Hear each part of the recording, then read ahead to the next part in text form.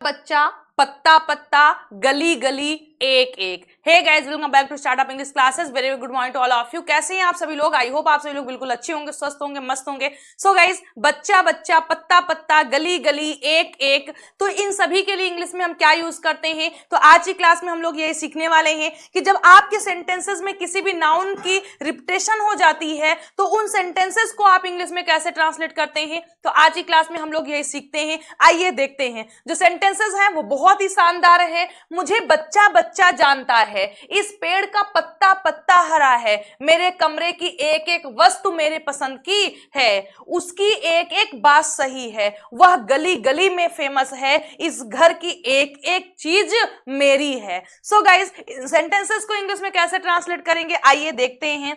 तो देखिए, इन सेंटेंसेस को ट्रांसलेट करने के लिए हमें यूज करना होगा ईच एंड एवरी। क्या करना होगा? Each and every plus singular noun. कौन सा नाउन होगा आपका? सिंगुलर नाउन आपको लिखना है। और जो अगर वर्ब यूज होगी तो सिंगुलर की वर्ब भी यूज होगी,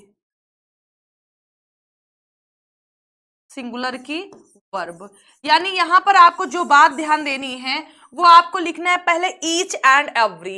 each and every plus singular noun लिखना है। जो नाउन आया होगा उसे आपको सिंगुलर फॉर्म में लिखना है। फिर अगर वो सब्जेक्ट की तरह यूज हुआ है, अगर वो सब्जेक्ट की तरह यूज हुआ है तो आपकी जो हेल्पिंग वर्ब होगी वो भी सिंगुलर की होगी। अब ये मत सोचिएगा बच्चा बच्चा मतलब प्लुरल हो गए, तो वहां पर आपको each and every plus singular noun. अगर वो सब्जेक्ट है सेंटेंस के तो वहां पर आपको सिंगुलर हेल्पिंग वर्ब यूज करना है प्लस अदर वर्ड लिख करके आप ट्रांसलेट कर देंगे। आइए मिलकर हम सभी लोग सीखते हैं कि कैसे इन सेंटेंसेस को इंग्लिश में ट्रांसलेट करेंगे। फर्स्ट सेंटेंस हमारा है मुझे बच्चा बच्चा जानता है। मुझे बच्चा बच्चा जानता है। क्या बोलेंगे? ईच एंड एवरी चाइल्ड जानता है, present indefinite tense, singular subject, knows मुझे, मी। मुझे बच्चा बच्चा जानता है, each and every child knows me. Each and every child knows मी।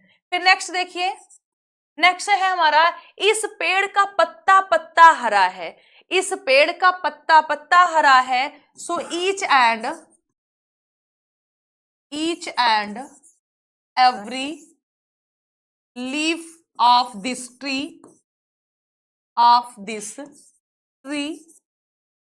हरा है, is green. And next is मेरे कमरे की एक एक वस्तु मेरी पसंद की है। मेरे कमरे की एक एक वस्तु मेरे पसंद की है। So I like each and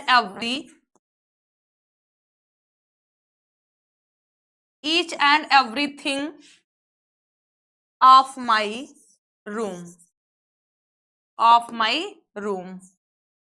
फिर नेक्स्ट हमारा है उसकी एक एक बात सही है। उसकी एक एक बात सही है, एक एक बात में सच्चाई है। तो क्या बोलेंगे? Each and every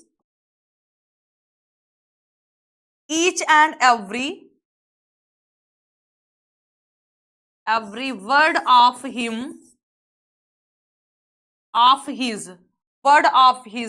is true.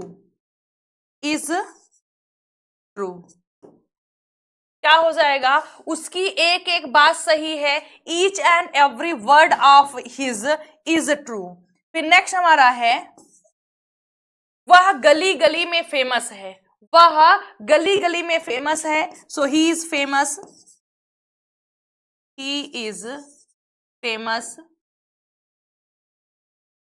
इन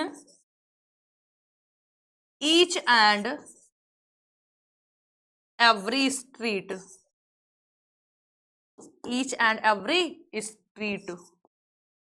फिर आइए नेक्स्ट देखते हैं और लास्ट हमारा है इस घर की एक एक चीज मेरी है। इस घर की एक एक चीज मेरी है। So each and every thing of this house, इस घर की, ऑफ दिस हाउस मेरी है, is mine, is mine. So I hope आपको समझ में आया होगा। एक बार रिवीजन करते हैं और समझने की कोशिश करते हैं। तो देखिए, जब ऐसे सेंटेंसेस यानी आपके सेंटेंस में कोई भी नाउन रिपीट होता है तो वहां पर आपको ईच एंड एवरीवन प्लस जो नाउन आया है उसे सिंगुलर फॉर्म में, और अगर वो सब्जेक्ट की तरह यूज हो रहा है तो सिंगुलर हेल्पिंग वर्ब उनके साथ हम यूज करेंगे। एज मुझे बच्चा बच्चा जानता है, so each and every child knows me, each and every child knows me. देखिए क्या आया है, सिंगुलर आया है, चाइल्ड और वर्ब भी जो है वो भी सिंगुलर की है। नेक्स्ट, इस पेड़ का पत्ता पत्ता हरा है, इस पेड़ का पत्ता पत्ता हरा है, so each and every leaf of this tree is green, each and every leaf of this tree is green. मेरे कमरे की एक एक वस्तु मेरे पसंद की है, तो क्या बोलेंगे, आई like each and everything of my room, I like each and everything of my room. उसकी एक एक बात सच है, एक एक बात में सच्चाई है, so each and every words of his is true, each and every word of his is true. फिर नेक्स्ट हमारा है, वह गली गली में फेमस है, so he is famous in each and every street, he is famous in each and every street. Next, इस घर की एक एक बात, इस घर की एक एक चीज मेरी है, इस घर की एक एक चीज मेरी है, so each and everything of this house is mine. So I hope कि आपको समझ में आ गया होगा कि कैसे हमें इंग्लिश में बोलना है। अब कई सेंटेंसेस आप लोग खुद से बनाइएगा और ट्रांसलेट करिएगा। जहां कहीं भी कोई दिक्कत होती है तुरंत कमेंट बॉक्स में लिखकर पूछ लीजिएगा। सो चलिए अब हम साइड होते हैं और आप इसका स्क्रीनशॉट ले सकते हैं।